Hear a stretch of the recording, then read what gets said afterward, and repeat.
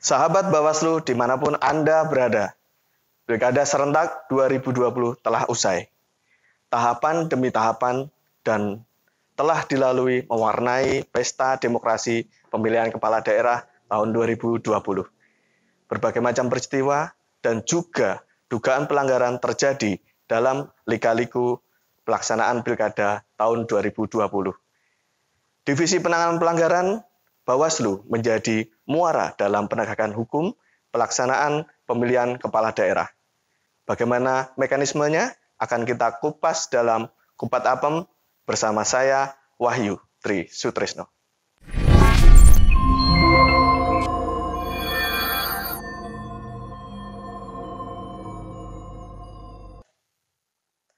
Assalamualaikum warahmatullahi wabarakatuh. Salam sejahtera. Sahabat Bawaslu, pada hari ini telah hadir Kandi, wanita pemberani, penegak hukum, tegas namun berjiwa sangat keibuan. Beliau anggota Bawaslu Kabupaten Klaten yang membidangi Koordinator Divisi Penanganan Pelanggaran Bawaslu Kabupaten Klaten, Ibu Trihastuti SH MKN. Kita sapa beliau. Selamat pagi, Ibu. Assalamualaikum warahmatullahi wabarakatuh. Waalaikumsalam warahmatullahi wabarakatuh. Saya ucapkan terima kasih Ibu karena telah meluangkan waktunya untuk hadir di studio Bawaslu Kabupaten Klaten. Iya. Ibu Trihastuti mengenai pelanggaran di Bawaslu. Beberapa hal yang perlu kita tanyakan. Di sini yang pertama, Divisi Penanganan Pelanggaran menjadi ujung tombak dalam penegakan hukum di Bawaslu Kabupaten Klaten.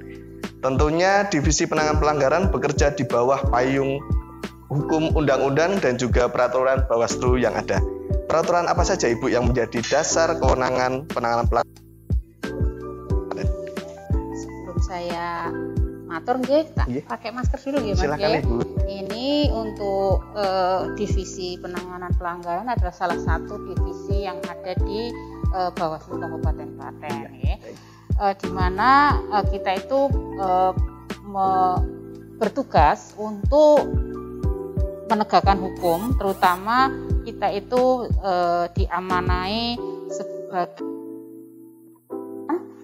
tentunya untuk bekerja itu kita berdasarkan Undang-Undang 7, yaitu tentang Undang-Undang 7 tahun 2017 tentang pemilu, kemudian juga Undang-Undang nomor 10 tahun 2016 tentang pemilihan kepala daerah, dan juga khusus untuk penanganan pelanggaran pidana kita berdasarkan pada Per Bawaslu nomor 8 tahun 2020. Ya, seperti itu. Kemudian Ibu, dalam pemilihan kepala daerah, tentunya pemilihan kepala daerah serentak tahun 2020, masyarakat banyak yang belum menyadari bahwa dalam pelaksanaan setiap tahapan sangat rentan sekali terjadi potensi baik itu pelanggaran maupun kejahatan pemilihan. Jenis-jenis baik pelanggaran apapun Ibu yang terjadi pada pelaksanaan Pilkada 2020. Di setiap pemilihan tentunya ada pelanggaran yang terjadi. Kalau di dalam Pilkada 2020 ini dan juga pemilu sebelumnya, memang untuk penanganan pelanggaran itu dibagi dalam 4 jenis. Yang pertama adalah pelanggaran mengenai administrasi pemilu, yaitu pelanggaran mengenai tata cara penyelenggaraan pemilu dan pilkada. Kemudian juga pelanggaran kode etik. Pelanggaran kode etik itu pelanggaran yang mengenai sumpah atau janji ketika penyelenggara mengucapkan sumpah janji ketika dilantik sebagai penyelenggara. Kemudian yang ketiga adalah pelanggaran pidana pemilu yang kita maksud di pokok bahasan pertama tadi. Kemudian yang keempat adalah pelanggaran tentang hukum lainnya. Itu bisa pelanggaran SN, kemudian juga menyangkut kepala desa dan juga perangkat desa. Seperti itu, Mas Wahyu. Baik, tadi saya menyimpulkan bahwa ada 4 jenis pelanggaran ya Ibu ya. Betul. Kemudian tadi ada disebut bahwa ada pelanggaran tentang siapa saja Ibu yang berpotensi untuk menjadi terlapor dalam hal tersebut.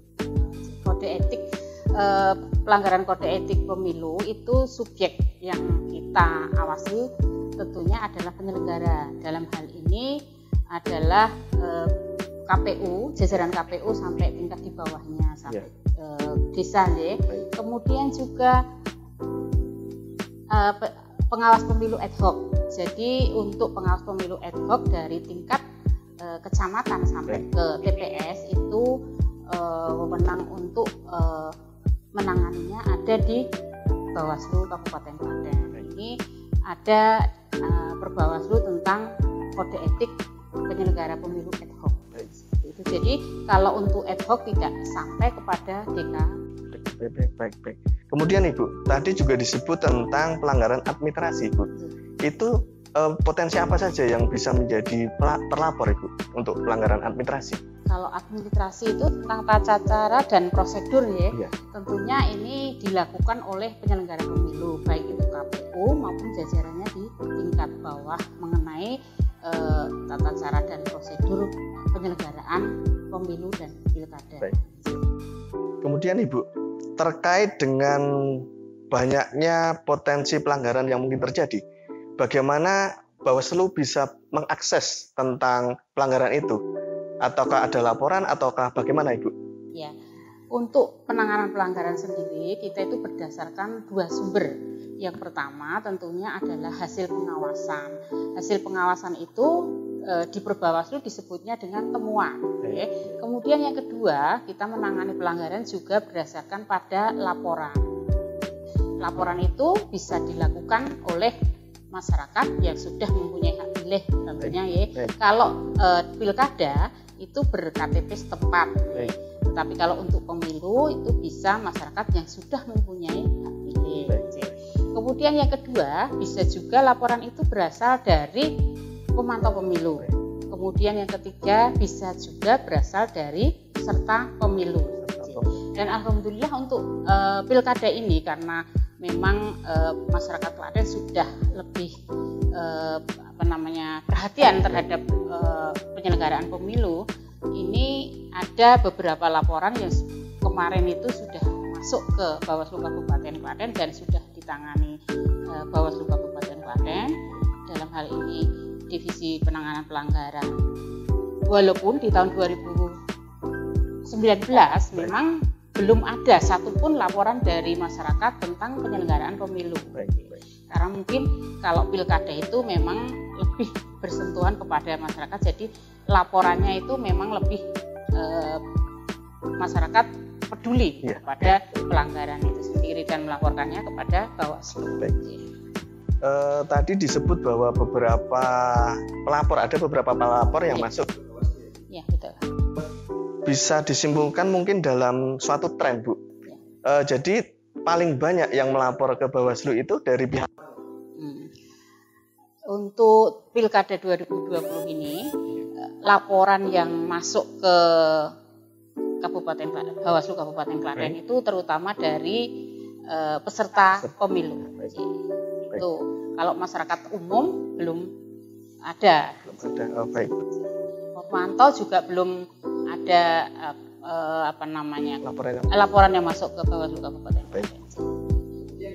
Dalam rangka menangani dugaan pelanggaran pilkada seperti tadi yang Ibu sebutkan tentang salah satu jenis pelanggaran adalah pelanggaran pidana ya Ibu. Iya, betul. Apakah Bawaslu bekerja sendiri atau ada unsur lain yang bekerja sama dengan Bawaslu terkait dengan penanganan pelanggaran pidana tersebut Ibu? Ya.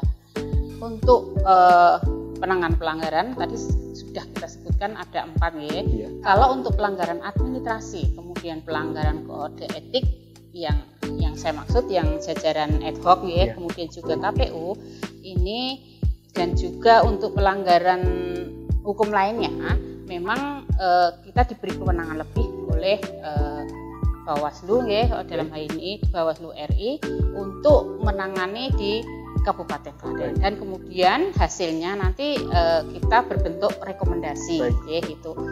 Kemudian kalau untuk penanganan pelanggaran pidana memang kita tidak bisa berdiri sendiri karena ranah pidana itu memang di kepolisian dan kejaksaan. Maka dari itu Bawaslu RI membentuk kesepakatan di 3 lembaga itu, antara kejaksaan, kemudian kepolisian dan juga Bawaslu, itu dari tingkat RI sampai kota, kabupaten kota, ada sentra Gakumdu. Sentra Gakumdu itu wadah untuk menangani pelanggaran pidana pemilu. Dalam hal ini adalah pidana pemilu itu pidana khusus, jadi tidak bisa memakai KUHP. Dasarnya adalah Perbawaslu dan juga nota kesepahaman 3 lembaga tadi. Baik. Kemudian Ibu, terkait dengan Gakumdu ya Ibu ya. Tentunya masyarakat banyak yang penasaran dan bertanya-tanya, bagaimana suatu kasus bisa ditangani dari mulai pelaporan sampai dengan Gakumdu.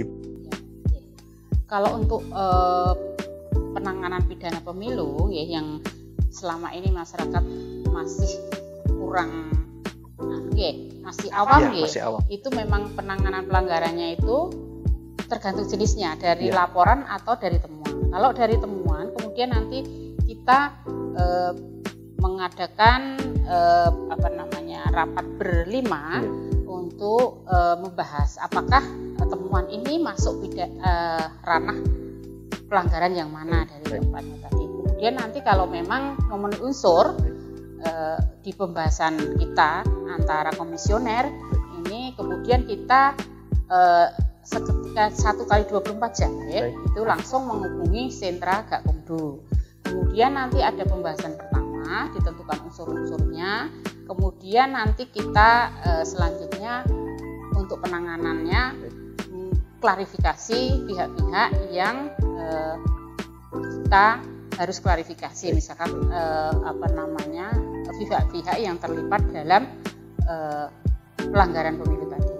Kalau yang kita tangani adalah hasil laporan, itu pelapor harus menyertakan yang pertama adalah syarat formil dan syarat material, yaitu berupa identitas, kemudian juga laporan kejadian, kemudian juga saksi. Itu harus dilengkapi, baru nanti kita pembahasan dengan kelima komisioner. Di situ nanti juga ditentukan unsur-unsur dan juga pasal yang akan kita sangkakan. Kemudian kita juga nanti melakukan klarifikasi terhadap pihak-pihak yang terlibat dalam pelanggaran pidana tersebut. Baik. Terkait dengan prosesnya Ibu, ada nggak Bu batas waktu kadaluarsa dalam suatu proses penanganan pelanggaran tersebut? Kalau pelanggaran pidana di Undang-Undang 10 tahun 2016 ini ya juga menjadi kendala karena waktu kita terbatas, hanya 3+2. 3 hari itu untuk menentukan keterpenuhan unsur-unsur tersebut, kemudian juga yang 2 hari itu untuk melengkapi keterangan saksi. Jadi memang kendala terbesar penanganan pelanggaran di pilkada, durasinya yang terbatas. Baik Ibu. Kemudian Ibu, banyak sekali stigma di masyarakat terbentuk saat ini bahwa mereka takut Bu untuk melapor. Dan juga bahkan masyarakat banyak yang takut apabila dijadikan menjadi saksi. Sebagai contoh adalah terkait mungkin trik atau resep dari Bawaslu agar masyarakat bisa tidak merasa takut apabila melaporkan atau menjadi saksi terkait dengan pelanggaran. Iya, memang masyarakat masih ada rasa kekhawatiran dan rasa ketakutan untuk melapor ke Bawaslu. Mungkin mereka takut karena nanti kemudian dilibatkan. Tapi kami menjamin bahwa pelapor kemudian saksi itu kita lindungi untuk kasus money politik. Tapi juga untuk masa pandemi ini karena masyarakat keadaannya seperti kita lihat bahwa untuk akses ekonomi saja susah, kemudian di Pilkada 2020 ini masyarakat mungkin juga itu menjadi satu kendala untuk melaporkan. Dan juga memang di masa pandemi kemarin itu banyak bantuan juga yang sifatnya ini sebetulnya bantuan COVID, tetapi kemudian dialihkan atau labeli juga dengan ini unsur kampanye dan juga untuk mempengaruhi seseorang. Dan kemudian masyarakat itu menjadi takut untuk melapor karena di satu sisi mereka butuh juga keuangan yang terbatas itu. Kemudian di satu sisi bahwa itu yang diterima itu memang suatu pelanggaran, mereka takut untuk melaporkan. Baik sekali. Sejauh perjalanan pelaksanaan tahapan pemilihan kepala daerah di Kabupaten Klaten, tentunya kemarin adalah pemilihan Bupati dan Wakil Bupati Klaten tahun 2020. Berapa dugaan pelanggaran yang telah ditangani Divisi Penanganan Pelanggaran di Bawaslu Kabupaten Klaten, Ibu? Oh iya, kalau untuk penanganan pelanggaran Pilkada 2020 kemarin memang ada beberapa. Tadi sudah saya sebutkan bahwa ada keberanian masyarakat melapor ke Bawaslu Kabupaten Klaten tentang pelanggaran pemilu, dan kemarin sudah dikumpulkan oleh kita Bawaslu Kabupaten Klaten. Ada beberapa laporan dari peserta pemilu, itu ada 3, kemudian temuan dari hasil pengawasan itu ada 18. Kemudian kalau kita bagi-bagi dalam jenis pelanggarannya, itu pelanggaran administrasi ada 4, kemudian hukum lainnya ini ada 17 yang menyangkut ASN dan kepala desa.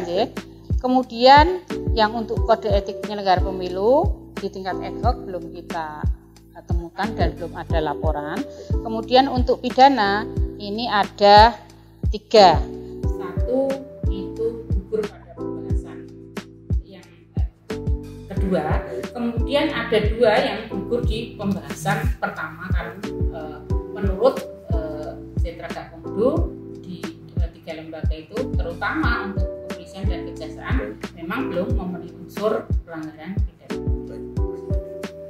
Kemudian tadi saya mendengar bahwa di penanganan pelanggaran pilkada itu berhenti di pembahasan Gakumdu, pembahasan pertama dan pembahasan kedua. Apakah ada alternatif lain, Ibu? Apakah kasus itu hanya berhenti? Mungkin ada alternatif kebijakan lain terkait hal tersebut? Kalau untuk pembahasan kemudian berhenti di pembahasan pertama ataupun kedua, di Bawaslu Kabupaten Klaten itu selalu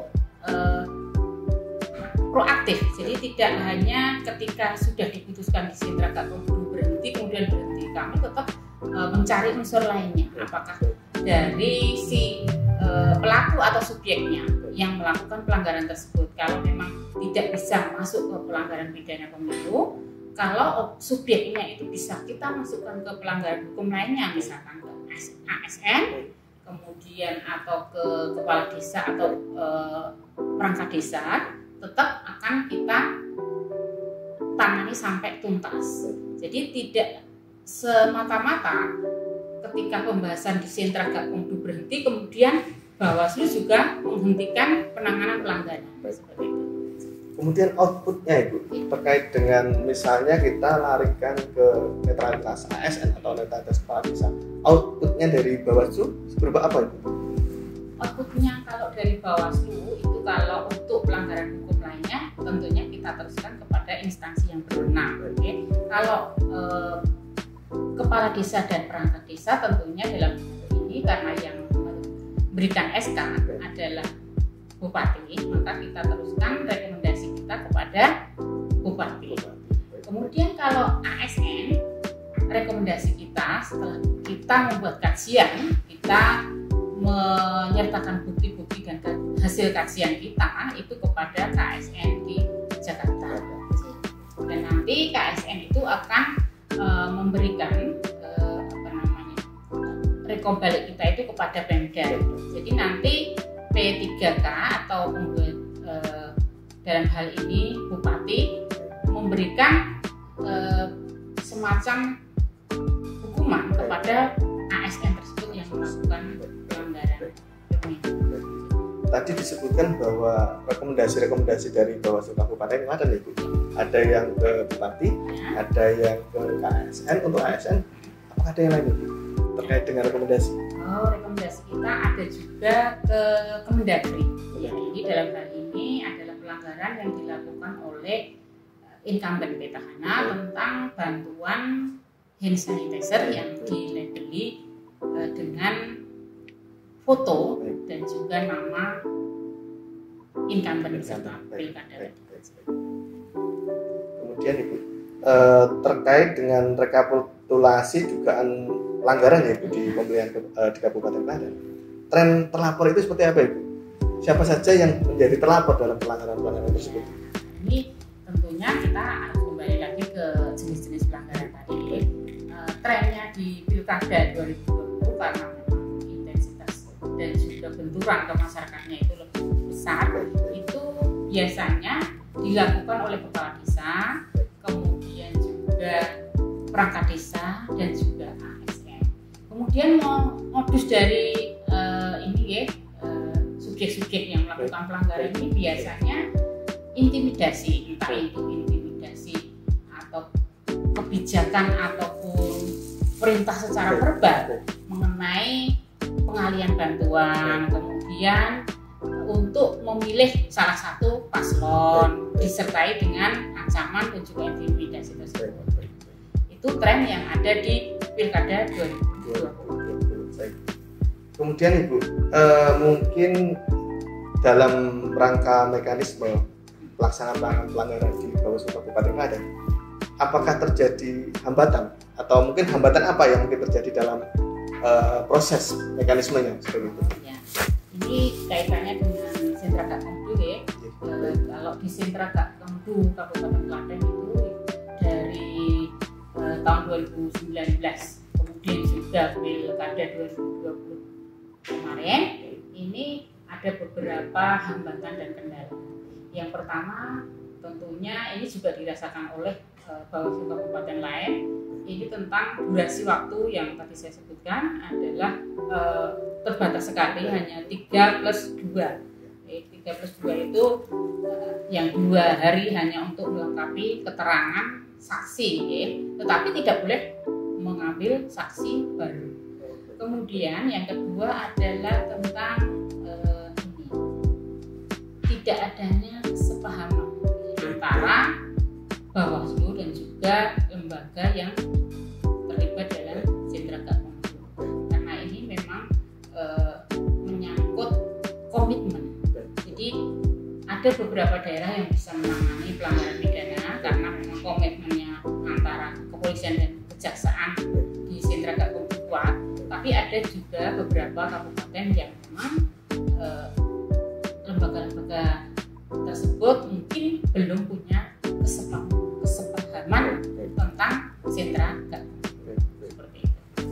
Kemudian Ibu, terakhir pertanyaan kami, mungkin ada apa saran perbaikan yang bisa Ibu sampaikan agar penanganan pelanggaran baik itu mungkin dalam pemilu ataupun dalam pemilihan yang akan datang itu akan menjadi lebih baik dari yang sekarang itu?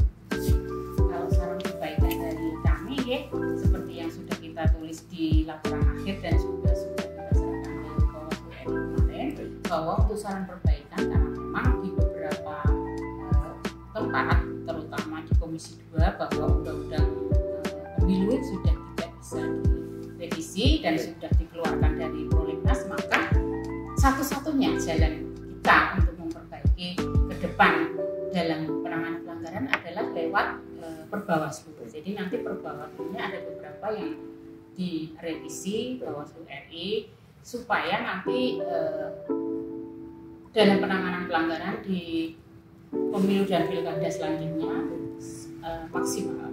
Dan mungkin kalau semangat kami tidak memenjarakan orang gitu, tetapi menangani pelanggaran secara tuntas. Menangani pelanggaran secara tuntas. Iya, ya, jadi tidak menimbulkan residu. Tidak menimbulkan residu. Baik, luar biasa sekali. Terima kasih banyak Ibu Tri Astuti atas banyak sekali statement-statement yang mungkin memberikan wawasan kepada masyarakat luas di Indonesia. Saya ucapkan terima kasih sekali lagi atas kehadirannya di studio kami. Kami doakan kepada Ibu semoga sehat selalu dan semoga selalu diberi kelancaran dalam melaksanakan tugas. Terima kasih Ibu.